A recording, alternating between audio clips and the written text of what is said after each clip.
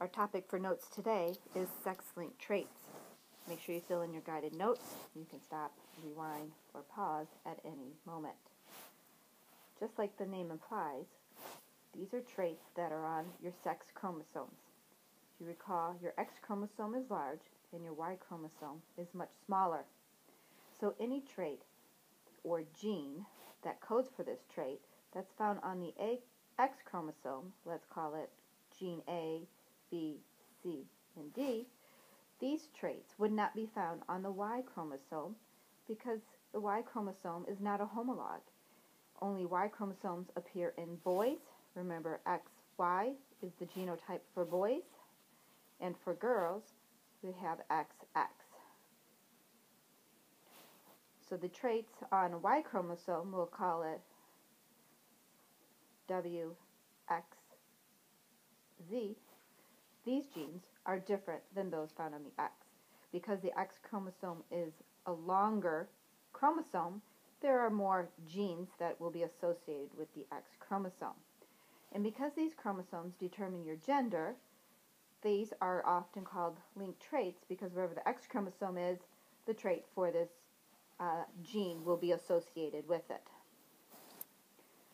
So because these traits are found on the X or Y chromosome, they are associated with gender. Remember, gender is whether you are a boy or a girl. Your sex chromosomes are X and Y. Just review, the other chromosomes are called autosomes.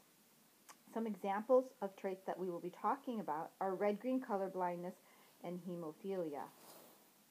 Hemophilia is a trait where the blood does not clot properly, and as a result, they often bleed out. There are some genotype possibilities, so we're going to talk about how do you write the genotypes when it is an X-linked trait. What you want to remember is that these traits will follow the rules of complete dominance that we did last chapter.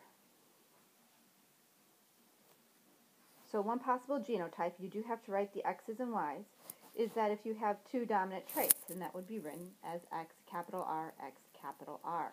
So notice we write the X's, and we're just writing the gene as a superscript or an exponent. Another possibility for females is the two X's. One has a capital and one has a lowercase. Remember that this is called the hybrid or carrier or heterozygous. And the last possibility is on the two X's, you had the two recessive genes, lowercase, lowercase is what we'd use to represent that. In males, the possible genotypes are X and Y for the male, and then on the X chromosome only, you would write the gene representation of capital R, or the other option would be the lowercase r. Notice there are no letters on the Y because the trait that is found on an X chromosome would not be present on a Y chromosome. We're going to look at some characteristics for recessive traits. It's important to remember that this chunk is about recessive. So the possible genotypes, if something has X linked, is X lowercase, X lowercase. Remember, in order to get a recessive trait, you have to have the recessive gene. And in gentlemen, it would be X lowercase, and then you would have the Y. So this phenotype is more common in males because, as you can see up here, of the two chromosomes necessary, it only has to be in the first one, whereas in females, it has to be located in both of them. These males are getting their X-linked allele from their mom. Effective males pass on the X-link to all their daughters, but not to their sons. And sons of heterozygous moms, which remember is X capital R, X lowercase r's, will have a 50 chance of getting this recessive allele passed on to them because they only inherit one of these chromosomes. Let's look at how we are going to write and do Punnett squares with this in class. So it is important to realize, and reading directions will tell you, that the trait we're doing today, hemophilia, is recessive. So we're going to cross a female who is a hybrid. So remember, the hybrid means that you have a heterozygous X capital R, X lowercase r, and with a male who does not have hemophilia. So since it's a male, I'm going to write XY. Since he does not have a recessive trait, it's going to be a capital R. He does not have the recessive trait. And then you're going to do Punnett squares. Remember, when you do Punnett squares for X-linked traits, you want to make them much wider than you would have last chapter, because there's a lot of letters you got to get in there. So put one parent on top.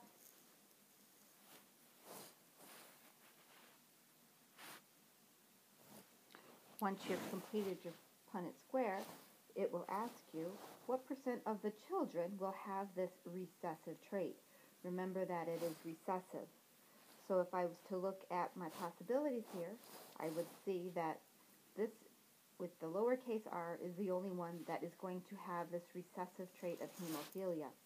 So of all the children, and that the Punnett square represents, 25% would have the recessive hemophilia trait. Because it is a sex-linked trait, often the questions will ask you to clarify based on boys and girls. So over here, its question is asking about daughters. If you look at your Punnett squares, there's only 2 boxes that represent daughters. And we know that because there are 2 X's in there, the female genotype. Of the 2 boxes, notice that none of them have the trait. So that would be 0% have this particular trait of hemophilia. Now it's going to ask about your sons. Notice the sons are on these bottom boxes that have Y's. They will not always be on the bottom, so you have to be careful. And if we look of the 2 boxes, 1 out of 2 has a circle in it denoting that it had hemophilia. So that, as a percent, would be 50%. Our next chunk in your notes is going to talk about X-linked, but notice we've changed the classification to mean dominant traits. So the gene still follows the rules of complete dominance. The possibility for females to have a dominant trait would be, of course, to have 2 capital letters. Another possibility is if the female had a capital and a lowercase. And then for males, the possibility of having a dominant trait is if you have the dominant allele. So if you look at this, you can see why twice as many females, because it would have to happen, there's 2 out of 3 possibilities that the females would be afflicted. We're going to do a Punnett square to show how we would denote a dominant trait.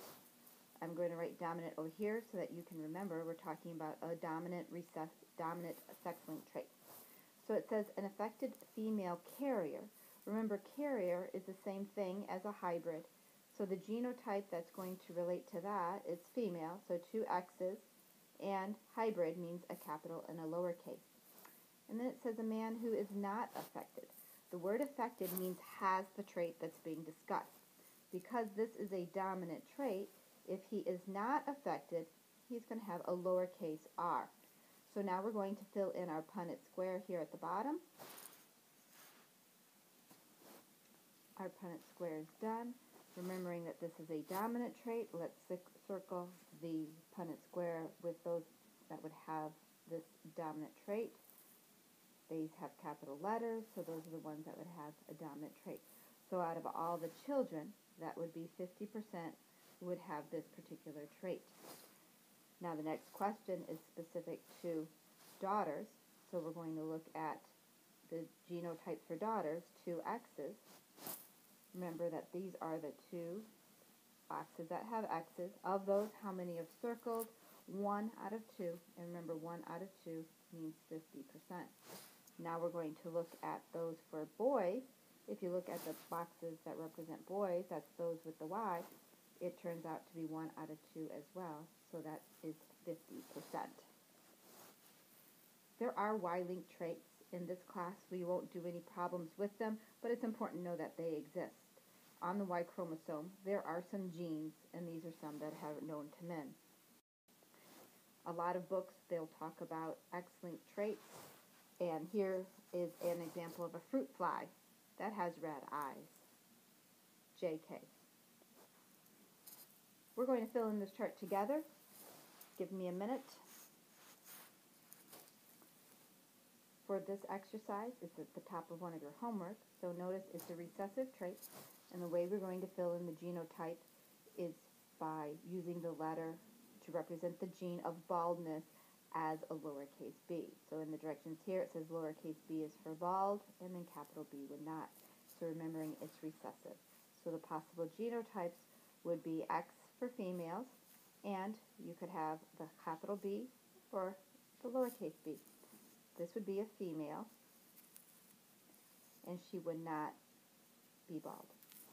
Another possibility is if the female had two capital B's.